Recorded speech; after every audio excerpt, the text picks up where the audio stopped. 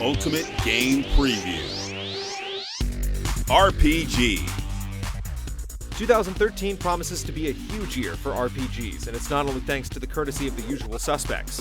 Crowdfunding may just end up being the defining phenomenon of 2013, with an immense quantity of intriguing projects being funded on the goodwill of content-starved RPG lovers. From Project Eternity to Dark Souls 2 and everything in between, it's going to be a great year for the RPG.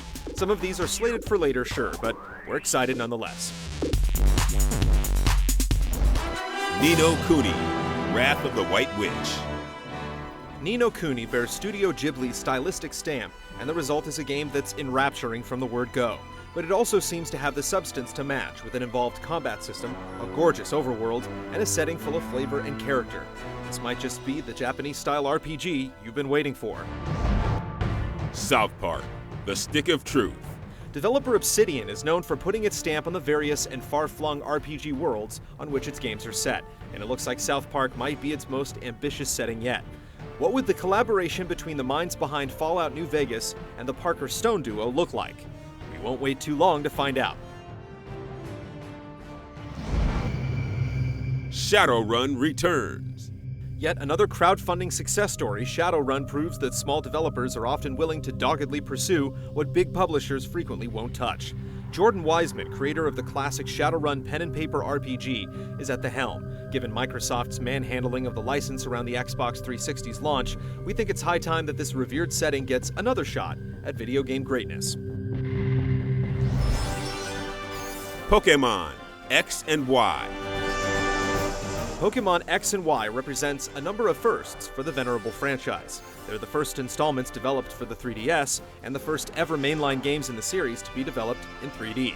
It's been a long time coming, and while they aren't the console entries folks have been long clamoring for, they look mighty nice in their own right. Wasteland 2. The original Wasteland launched in 1998, and that was the spiritual antecedent to the Fallout franchise, so to say that this kickstarted sequel was a long time coming would be an understatement. Developer INXILE, headed up by Interplay founder Brian Fargo, is at the helm, and they're promising turn-based tactical combat and all the narrative richness of the original. Dragon Age 3. Is Dragon Age 3 Inquisition a next-gen game, or are we going to be playing it on our trusty old PS3s and 360s? We have no idea yet, and its end-of-year release date isn't providing any clues. Regardless, we're eager to see where it goes. The title suggests an escalation in the conflict between the mages and the Templars, and BioWare has suggested that the series' open-world elements would be expanded in the sequel.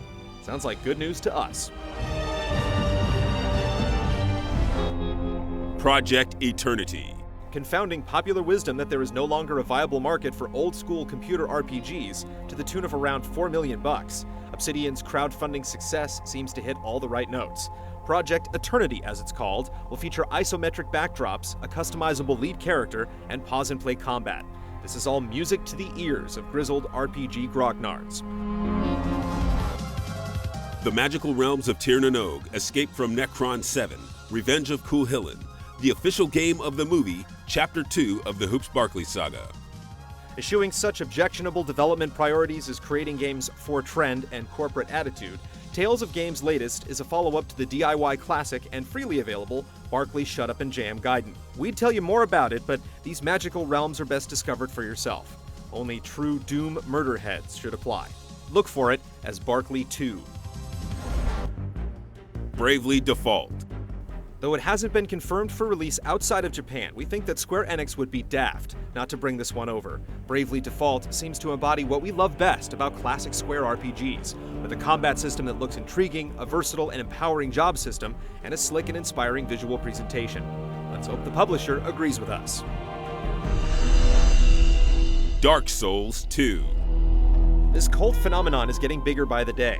Dark Souls was a tough act to follow, but the sequel promises to maintain the relentless challenge while shedding some light on elements that were previously obscure. We're not exactly certain how it'll all shake out, but we're excited if a little cautious. We sincerely hope it doesn't lose its soul in the process. Lightning returns. Final Fantasy XIII. Beloved Enigma Lightning is back, and her task is a tough one: to save the world against a ticking clock. She has 13 days to be precise. As the name implies, this one's going to be character-focused, and questions you had following 13-2's cliffhanger ending will at long last be answered. Will Lightning's slick new moves be enough to see her through? Tales of Xillia. This PS3 exclusive is the 13th game in the long-running Tales series, and it promises to bring with it a fresh new combat system that still feels faithful to its legacy. Expect free-flowing battles as you chain regular attacks and special arts, as well as utilize team attacks.